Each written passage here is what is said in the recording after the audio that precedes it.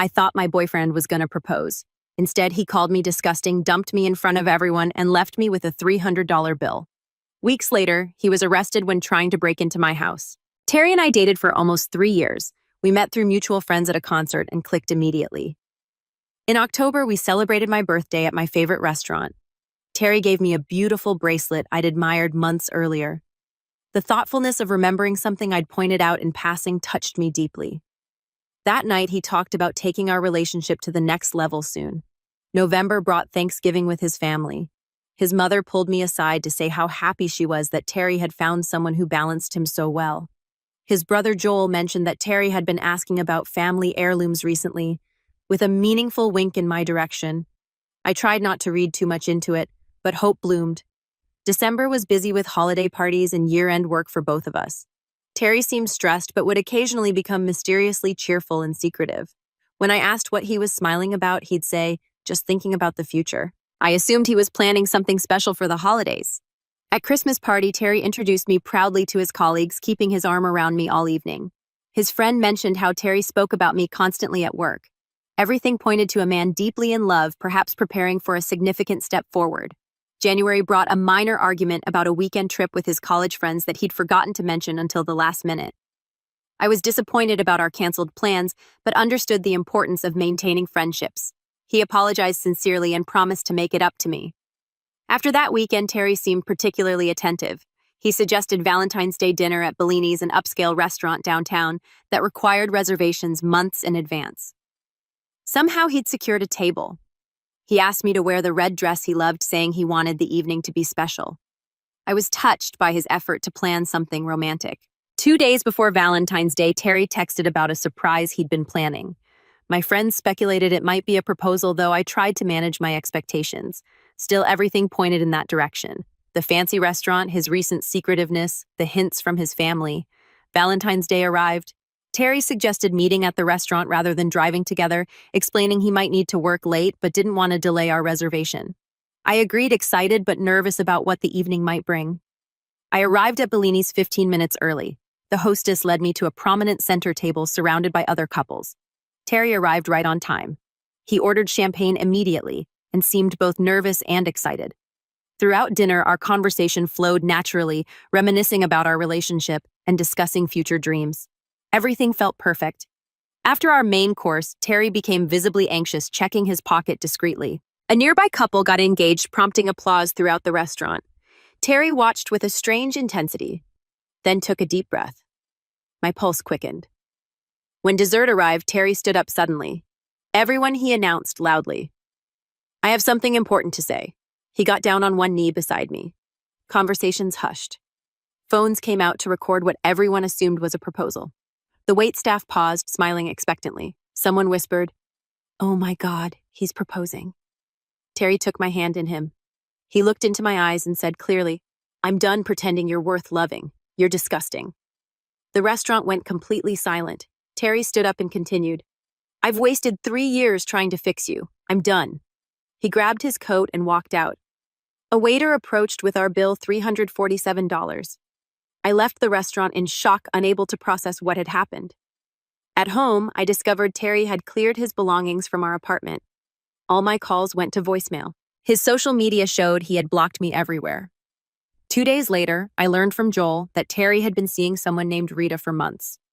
The Valentine's surprise had been planned as his dramatic exit. Joel seemed genuinely shocked by his brother's cruelty, saying he'd had no idea Terry was capable of such behavior. Within a week, videos of my humiliation appeared online. Terry had somehow arranged for someone to record the moment, ensuring maximum public exposure. In his social circles, he was rewriting our history, claiming I had been controlling and manipulative, that his public display was justified retaliation. But Terry thinks I'm destroyed, that I'll hide away in shame forever. He has no idea what's coming. I have a plan that will make him regret the day he decided to break my heart in front of an audience. First update, I did not expect this post to blow up like it did. Thousands of comments, my inbox is completely destroyed. And apparently my story is all over other platforms too. So many of you asked for updates, and honestly, writing this out is helping me process everything. The last few weeks have been absolute hell. But I'm starting to see things clearer now, and what I'm seeing is making me furious. After that nightmare, I walked home in a daze wearing that stupid red dress I'd bought specially. My phone was blowing up with texts from friends who'd already seen videos online. I just turned it off. Couldn't deal. When I got to our apartment, Terry had already cleared out his stuff. That's when it hit me. This wasn't a spontaneous, cruel moment. This POS had planned the whole thing. He knew I'd be too devastated to come straight home, giving him time to move out without confrontation. I sat on the kitchen floor until 3 a.m., just staring at nothing. When I finally checked my phone, I had hundreds of messages. One of the videos had gone viral. Even my boss texted asking if I needed time off. My sister Darlene came over with wine and ice cream. I was still in shock, but something wasn't adding up. Terry didn't have much money saved. How did he afford to move out so quickly? Where was he even staying 3 days after Valentine's Day? My dad called. He sounded weird, asking if Terry and I had money troubles. Apparently, Terry had just withdrawn $5,000 from the business account, the small coffee shop my parents had helped him open last year. And that's when the real bomb dropped. See, what I hadn't mentioned before is that my parents absolutely love Terry. They're not super wealthy, but comfortable enough. When Terry talked about wanting to open his own place 2 years ago, they invested in him. They saw him as family already, their future son-in-law. They paid for the lease deposit equipment, initial inventory, everything. They even hired him a business consultant to help get things running. Dad assumed the withdrawal was for our engagement, maybe an expensive ring or a trip. But with what happened, he was confused and concerned. I had to tell him everything. The silence on the phone was deafening. Then Dad just said very quietly, "We're coming over now." My parents arrived at my apartment an hour later. I've never seen my dad so angry. Mom was just devastated. They sat at my kitchen table while I showed them the viral videos of my humiliation. Mom kept saying she couldn't understand. They just had dinner with Terry and me 2 weeks ago, and he'd pulled Dad aside to ask for advice about the future. That's when Mom revealed something that made my blood run cold. They hadn't just helped with the coffee shop. They'd been paying Terry's student loans for the past year. They'd covered the down payment on his car. They'd even paid for his parents to fly in last Christmas because Terry said they couldn't afford the tickets. All because they thought he was going to be family. Dad pulled out his laptop and started going through bank statements. The more he looked, the worse it got. Large withdrawals that Terry had explained as business expenses or inventory. A second business credit card we knew nothing about. Mysterious payments to accounts we couldn't identify. Mom was crying by now, not just because of the money, but the betrayal. She kept saying, "He sat at our table every Sunday. He called me Mom. How could he do this?" I was in shock all over again. Terry hadn't just betrayed and humiliated me. He'd been scamming my family for years, using their generosity and trust to fund God knows what or who. That night, Joel called again. Terry's brother. He sounded awkward, like he didn't want to tell me something. I put him on speaker so my parents could hear. Joel confessed that Terry had been seeing Rita for almost a year, not just a few months like he'd initially said. Worse, Terry had been taking her on expensive trips, buying her gifts, even put a down payment on a condo they were now living in together. My mom interrupted. "What condo? Where?" Joel gave us the address. It was in the expensive part of town, a new development where units started at $400,000. Dad's face went white. We helped him with that down payment. He said it was for a business expansion. Later that night, after my parents left, I went through old photos on my phone. Holiday gifts Terry had given me that seemed weirdly expensive on his supposed income. The watch last Christmas, the bracelet on my birthday, the weekend trips that were mysteriously comped or won in a contest at work. It was all my parents' money. Every bit of it. The next morning, Dad called. He'd been up all night going through financial records. Terry had embezzled at least $75,000 from the coffee shop and various loans my parents had given him. Dad had already contacted his lawyer, but legal action would take time, and it wouldn't address the public humiliation, the emotional devastation he'd caused. That's when I decided if Terry wanted to play dirty, I could play dirtier. I called Joel back. He was still feeling guilty about his brother's behavior, still offering to help. I asked if Terry and Rita were happy in their new place. He hesitated, then admitted Terry was stressed about money lately. Apparently, the down payment had wiped out his savings, and the monthly mortgage was more than he'd expected. Interesting. I also learned that Terry hadn't told Rita about the source of his money. She thought he was some financial wizard who'd saved and invested brilliantly. She had no idea my parents had funded their entire relationship. Dad's lawyer advised us to move cautiously. We couldn't just storm the coffee shop and change the locks. There were legal procedures, but we could start the process of auditing the business, freezing accounts, and documenting the fraud. Meanwhile, I had my own plan brewing. Terry texted me a week after Valentine's Day. "Need to get some paperwork from the apartment." When can I come by? I didn't respond for 2 days. Then Saturday, 3 p.m. Don't be late. I spent those 2 days preparing. I invited my parents over, set up a small camera in the living room bookshelf. Totally legal in my state as long as it's my residence and I'm present. Saturday came. Terry knocked precisely at 3 o'clock. When I opened the door, his smug expression faltered, seeing me put together, calm, collected. But what really shocked him was seeing my parents sitting on the couch. He tried to back out. I can come back another time, but Dad was already up blocking the exit. Terry had no choice but to come in. The tension was suffocating. Terry stood awkwardly in the middle of the room, looking between us. Mom couldn't even look at him. Dad was eerily calm. I spoke first. So Terry found what you were looking for at Bellini's.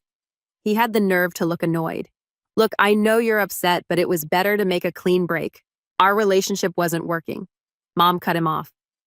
Was our relationship working, Terry? All those Sunday dinners? All those Mom and Dad, I'm so grateful for your support conversations. Terry went pale. He glanced at Dad, who was just watching him expressionless. Terry tried to recover. Listen, I appreciate everything you've done for me, but things with your daughter just weren't. Dad interrupted quietly. We know about the money, Terry. Terry's face. God, I wish you could have seen it. Pure panic. He started babbling about business expenses, how he could explain everything, how he'd been planning to pay it all back. Dad just held up his hand, saved the receipts, son. All of them. The trips, the gifts, the mysterious inventory purchases. We know about Rita, too. Terry switched tactics instantly, suddenly apologetic eyes welling up with fake tears. He claimed Rita was a mistake, that he'd been confused, that the pressure of the business and our relationship had made him act irrationally. I laughed out loud. That's not what your TikTok says. Finally living my truth with the woman I was meant to be with. Remember posting that the day after you humiliated me? Terry looked trapped, caught between his lies. He asked what we wanted. Dad laid it out simply. Every penny back plus interest, signed confession of financial fraud, keys to the coffee shop, and public apology for what he did to me, Terry sneered. Or, what Dad smiled thinly. Or we press charges for fraud, embezzlement, and misappropriation of funds. With the evidence we have, you're looking at felony charges, Terry. Good luck keeping your condo with a criminal record. Good luck keeping any job. Terry called us bluffing, said we'd never go through with it because it would embarrass us publicly. I stepped closer to him. Terry, you already embarrassed me publicly. What do I have to lose? He left shaken, saying he needed to think about it and would get back to us. Dad's lawyer called him the next day. Terry has 1 week to respond before we file charges. Meanwhile, I had my own plan working. Remember Joel? He's been incredibly helpful. He introduced me to their mom, who was absolutely horrified by what Terry did. She invited me for coffee, apologized profusely, and shared some very interesting family photos, including several of Terry and Rita together from months ago at family functions I supposedly couldn't attend due to work. I also discovered something through social media. Rita's best friend Sandy works at the real estate office that sold Terry the condo. Sandy had posted congrats on Rita's Instagram about finally getting your dream home. I reached out to Sandy woman to woman, shared my story. Turns out Sandy had no idea about me or how Terry had actually funded that down payment. She was disgusted and worried for her friend. Terry thinks he's gotten away with humiliating me and scamming my family. He's playing house with Rita in a condo my parents helped pay for running a business my parents built wearing clothes, and driving a car funded by my family's generosity. But his perfect new life is built on quicksand, and the tide is coming in. It's been 3 weeks since Valentine's Day. Today, Terry's Instagram showed him and Rita celebrating their new chapter at some expensive restaurant. Dad's lawyer tells us Terry hasn't responded to any communications. The deadline is tomorrow. What Terry doesn't know is that Joel has arranged a family dinner this weekend. Terry's parents, Joel, Terry, and Rita, will all be there, and so will a folder full of financial records showing exactly how Terry funded his relationship with Rita. And maybe, just maybe, I'll be making an appearance too. I'll update again after the weekend. Thanks for all the support, Reddit. Knowing I'm not crazy for wanting justice helps more than you know. Second update, guys. My notifications are still blowing up. For everyone asking if I'm okay, I'm surviving. Some days are better than others. But knowing Terry is about to face consequences is keeping me going. So the family dinner happened, and it was intense. Grab your popcorn because this is going to be a wild ride. Joel picked me up Saturday evening. He was nervous as hell, kept checking his phone. Apparently, Terry had been texting him all day, suspicious about why their parents were so insistent on this dinner. Joel showed me the text, Terry asking if Joel had said anything stupid to their parents. The audacity of this crap. Seriously.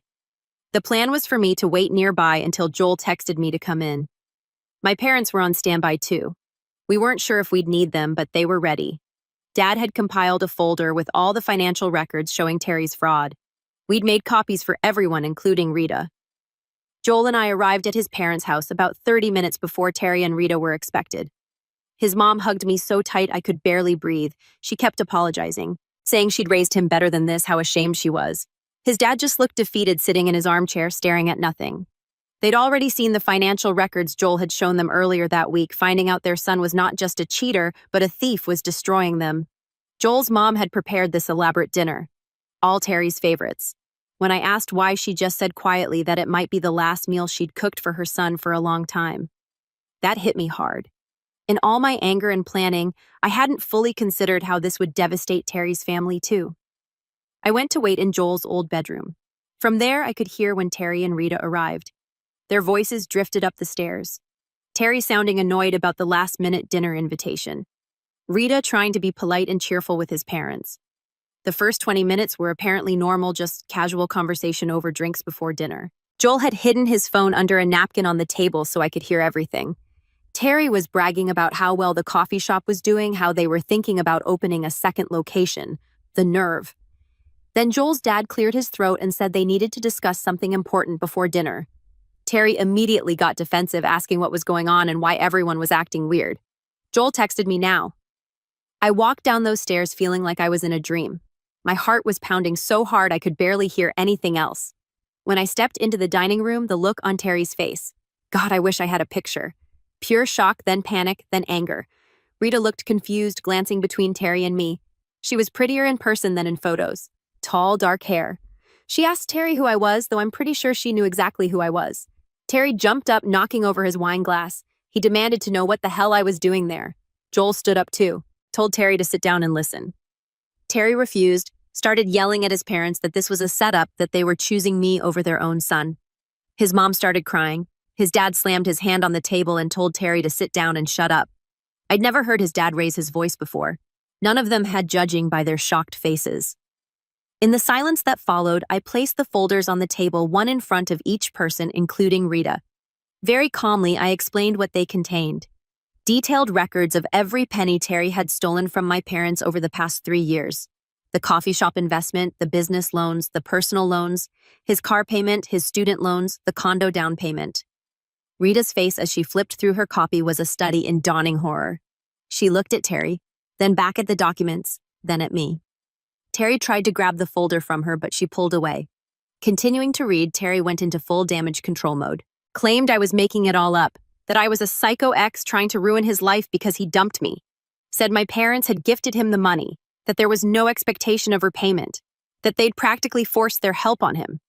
That's when Joel played the recording, the one we'd made in my apartment a week earlier, where Terry had basically admitted to the fraud and tried to justify it. Terry's face went white. Rita finally spoke. Asked Terry if it was true.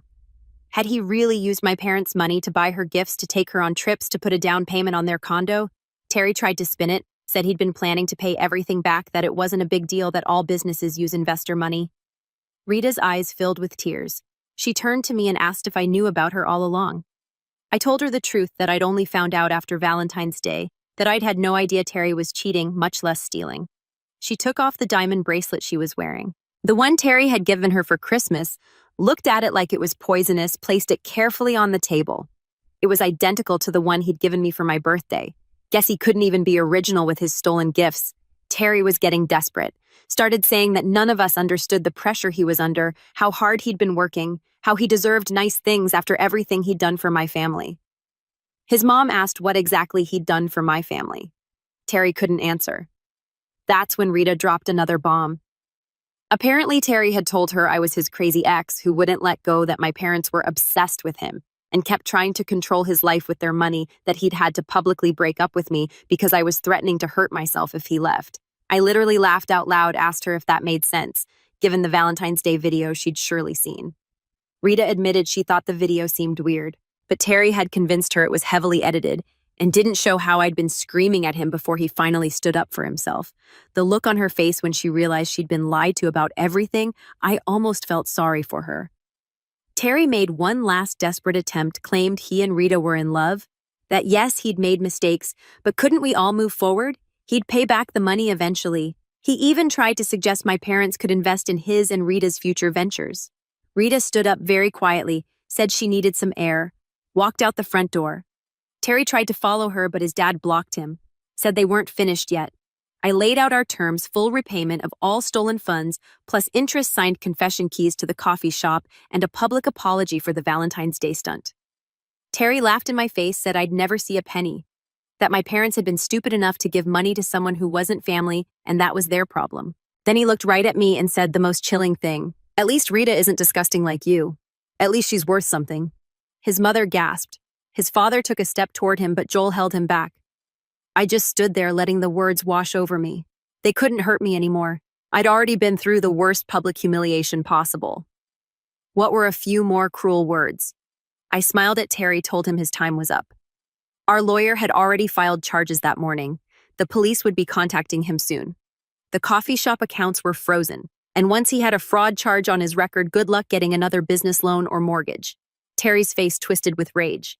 He called me every horrible name you can imagine, said I'd ruined his life, that he'd make me pay. His parents tried to calm him down, but he was too far gone. That's when Rita walked back in.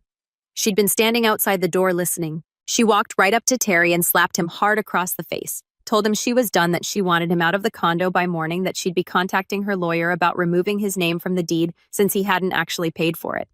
Terry turned on her, called her ungrateful, said everything he'd done had been for her. Rita laughed bitterly, asked if humiliating me in public had been for her too, because she'd never asked for that, never wanted to be with someone capable of such cruelty. Terry stormed out, pushing past all of us. The silence afterward was deafening. Rita sat down heavily, put her head in her hands, asked how she could have been so stupid. Joel's parents just looked shell-shocked. Joel poured everyone a stiff drink. Rita and I ended up talking for hours after that, comparing notes on Terry's lies, the timeline of our overlapping relationships, the red flags we'd both ignored. She wasn't a bad person, just another victim of Terry's manipulation. She genuinely believed I was some psycho ex that Terry had needed to escape from. He'd shown her edited texts, made up stories, gaslit her completely.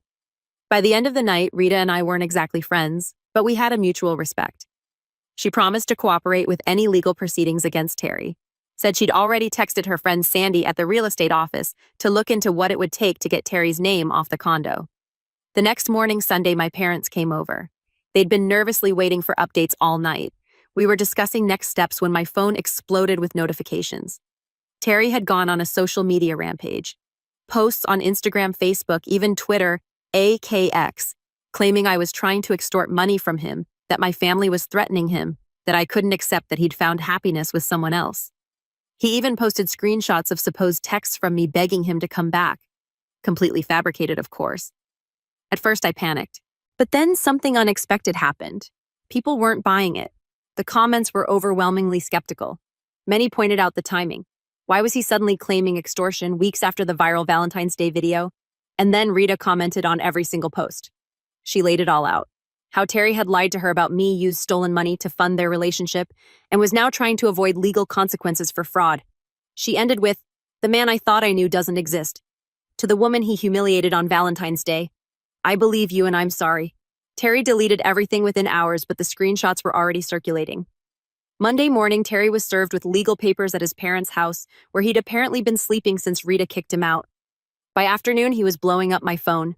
The messages started with anger threats, insults, claims he'd countersue. Then came bargaining, offers to pay back some of the money if we drop the charges. Promises to make a public apology if we just give him another chance with the coffee shop. Finally, around midnight, the desperation set in. "Baby, please, I'm sleeping in my car. My parents won't even look at me. Rita's changed the locks. I'll do anything. I never meant to hurt you. This has gone too far." I didn't respond to any of them, just forwarded everything to our lawyer. Tuesday morning, I went to the coffee shop with my dad and his lawyer. The lawyer had obtained an emergency court order giving us access to the business pending the fraud investigation. We changed the locks, updated the security codes, and began a full inventory. The staff were confused, of course. Dad explained the situation as simply as possible. Terry was no longer involved with the business due to financial irregularities. Most of them seemed unsurprised. One barista, a college kid named Ryan, actually high-fived me, said Terry had been skimming from the tip jar for months. They'd all suspected, but had no proof. That night, Terry showed up at the coffee shop after closing. Ryan was still there, helping us organize paperwork. Terry started pounding on the glass, clearly drunk, demanding to be let in. Ryan called the police while Dad and I filmed everything on our phones. Terry was screaming that we'd stolen his business, that we were ruining his life. When the police arrived, Terry tried to claim he was the rightful owner, being locked out of his own business. The officers asked for proof of ownership. Terry couldn't provide any because the business was legally registered to my parents. They ended up escorting him away with a warning about trespassing and public intoxication. Yesterday, I received a letter from Terry, handwritten, tear-stained, 8 pages long, all about how sorry he is, how he's hit rock bottom, how he never appreciated what he had with me, how the Valentine's Day stunt was the biggest mistake of his life. I read it once, then burned it in my kitchen sink. I'm not the same person I was 6 weeks ago. That girl died in restaurant when Terry got down on one knee and chose public cruelty over basic human decency. The woman I am now doesn't want apologies or explanations. She wants justice, and she's getting it. I'll update again when there's more to share. Thanks for all the support, Reddit. To everyone who's been through something similar, it gets better. Not easier necessarily, but better. Last update. I never expected to become some kind of Reddit revenge icon, but here we are. Countless messages, and apparently someone made a TikTok series about my situation. It's been 4 months since Terry decided to destroy our relationship in the most public, humiliating way possible. 4 months since he walked out of Bellini thinking he'd broken me for good. I promised a final update when everything was resolved. So grab whatever you're drinking because this is a long one. After my last update, things escalated quickly. Terry's desperate texts and calls continued for weeks. He'd alternate between threats. You'll regret this when I'm done with you. Self-pity. I'm sleeping in my car. I have nothing left. And fake reconciliation attempts. Baby, I made a mistake. We can work this out. My parents' lawyer advised us to keep all communications strictly legal from that point forward. We filed for a restraining order after Terry showed up at the coffee shop drunk for the 3rd time. The judge granted it immediately given the pattern of harassment and the evidence we had. Terry violated that restraining order exactly 4 days later. Ryan, the barista who'd been helping us, called me in a panic because Terry was outside the coffee shop at 6 a.m., clearly hadn't slept, looking like absolute hell. He was screaming about how we'd stolen his business, how we'd turned everyone against him. Ryan had already called the police. By the time I arrived, Terry was in the back of a police car. The officers showed me the body cam footage later. Terry had claimed he was the rightful owner, that we were the ones committing fraud. When they asked for documentation, he couldn't provide any. Then he made the brilliant decision to try to force his way into the shop when they told him to leave. Resisting arrest charges were added to the restraining order violation. Terry spent 3 days in jail before his parents bailed him out. Joel told me their mom had almost refused. She was so ashamed and angry about everything he'd done. But in the end, maternal instinct won out. The conditions of his bail were strict. No contact with me or my family, mandatory counseling, and regular check-ins with a court officer. Rita reached out around this time. She'd been served with a subpoena for the fraud case and wanted to know what to expect. We met for coffee, not at our shop, obviously. She looked exhausted. Told me Terry had been harassing her too, showing up at her workplace, sending emails from new accounts after she blocked his number. She'd filed her own restraining order. 2 weeks later, Terry's lawyer contacted ours. They wanted to make a deal. Terry would plead guilty to lesser charges if we agreed to certain terms, primarily a payment plan, rather than immediate full restitution. My parents and I discussed it thoroughly. The lawyer advised that while we had a strong case, trials are unpredictable and can drag on for months or even years. A plea deal would guarantee some justice and let us all move forward. We agreed to the deal with specific conditions. Terry would plead guilty to felony embezzlement and fraud. He would make monthly restitution payments. He would formally relinquish any claim to the coffee shop. And this was my addition. He would make a public apology for the Valentine's Day incident. Terry's lawyer pushed back on the public apology, said it wasn't relevant to the fraud case. I held firm, told my parents I'd rather go to trial than let Terry off the hook for what he'd done to me. That wasn't just about money. It was about deliberately, publicly humiliating someone who loved him. My parents backed me 100%. The negotiations went back and forth for days. Finally, Terry agreed to all conditions. He would plead guilty, make restitution, sign over the business, and make a public apology in the form of a statement that could be shared on social media. The day of Terry's court appearance, I was a nervous wreck. What if the judge rejected the plea deal? What if Terry backed out at the last minute? Darlene came with me for moral support. My parents were there too, sitting with their lawyer. Terry arrived with his parents, but they sat separately. The divide in their family still painfully evident. Joel wasn't there. He texted me that morning saying he couldn't face seeing his brother plead guilty to felony charges even though he knew Terry deserved the consequences. The judge reviewed the plea agreement carefully, asked Terry if he understood he was admitting to felony fraud and embezzlement, if he understood this would create a permanent criminal record, if he was making this plea voluntarily. Terry answered yes in a voice so quiet the judge asked him to speak up. When the judge asked Terry to explain in his own words what he had done, Terry tried to minimize it at first. Said there had been financial misunderstandings and unclear boundaries about the money the judge wasn't having it. Told Terry either he admitted to deliberately defrauding my parents or the plea deal would be rejected and we'd proceed to trial. Terry finally broke. Admitted he had systematically stolen money from my parents under false pretenses. Admitted he had used their investment in the coffee shop to fund his personal expenses. Admitted he had lied about business costs to extract more money.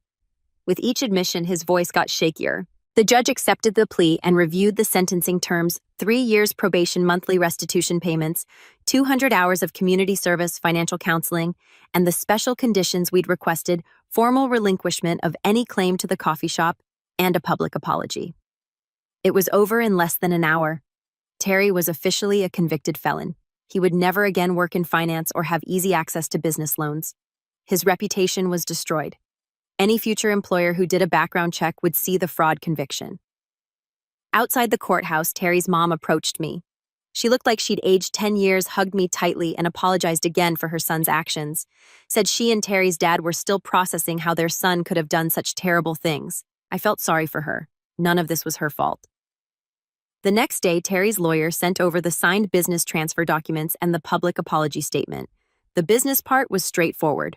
Terry relinquished all claims to the coffee shop and acknowledged my parents as the sole owners. The apology was not great. Clearly written by his lawyer, full of vague phrases like, regret my actions and acknowledge the hurt caused without actually taking responsibility. I rejected it, told our lawyer to send it back with a note. Either Terry writes a genuine apology that specifically addresses what he did, or we go back to court for violation of the plea agreement. 3 days later, we received a new statement. This one was handwritten, messy with crossouts and ink blots. It was ugly and raw and clearly written by Terry himself. On February 14th, I deliberately humiliated my name at Bellini's restaurant. I planned it in advance, knowing it would cause maximum pain and public embarrassment. I said cruel things that weren't true because I wanted to hurt her. I did this while simultaneously stealing money from her family, who had only ever shown me kindness and support. These actions reflect a profound moral failure on my part. The public story I tried to tell afterward was a lie. My name did nothing to deserve how I treated her. I am deeply ashamed and sorry for the pain I caused. I read it 10 times. It wasn't poetic or elegant, but it was real. It was the truth. I approved it for release. As agreed, Terry posted it on all his social media accounts. As for the coffee shop, my parents decided to keep it. They hired a proper manager and restructured everything. The staff stayed on, including Ryan. The shop is actually turning a profit now that Terry isn't siphoning money from it. Terry made his first restitution payment last month. It was for the minimum amount allowed under the agreement, of course. At that rate, he'll be paying my parents back for the next 15 years, a monthly reminder of his crimes. I won't be posting any more updates after this. This chapter of my life is closed. Terry will be making restitution payments for years, but I don't need to track them. His felony conviction is permanent. His reputation is destroyed. His actions have defined his future in ways he never anticipated when he got down on one knee. To everyone who supported me through this nightmare, thank you. Your comments and messages helped me feel less alone during the darkest moments. To anyone going through something similar, it gets better. Not immediately, not easily, but eventually. As for Terry, I actually ran into his brother Joel yesterday. We've stayed in loose contact since everything happened. He told me Terry's been texting him constantly asking about me, whether I'm seeing anyone, whether I ever talk about him. Joel says Terry's convinced himself that someday I'll forgive him, that we might even get back together once he's paid his dues. I laughed so hard I nearly choked on my coffee. Update. Since so many people are asking. Yes. The Valentine's Day video is still online despite numerous attempts by Terry to get it taken down. No, I don't watch it anymore. Yes, it still occasionally circulates when someone recognizes Terry at his new job and makes the connection. No, I don't feel bad about that. Actions have consequences. Update 2. Okay, this is wild, but Ryan just texted me that Terry came into the coffee shop today, violation of his probation, trying to explain himself to the staff. Ryan called the police immediately. Terry left before they arrived, but it was all on security cameras. I've already contacted his probation officer with the footage. Looks like Terry might be facing additional consequences very soon. Play stupid games, win stupid prizes. This really is my final update now. Thank you all for the support, the advice, and for reminding me that I deserve better than someone who would deliberately humiliate me for their own selfish purposes.